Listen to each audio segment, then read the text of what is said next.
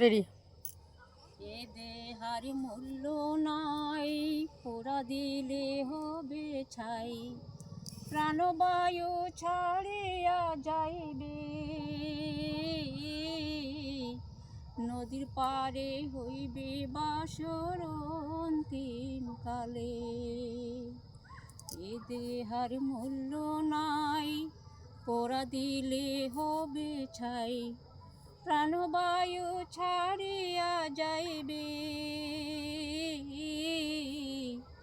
নদীর পারে হইবে বাসর অন্তিম কালে।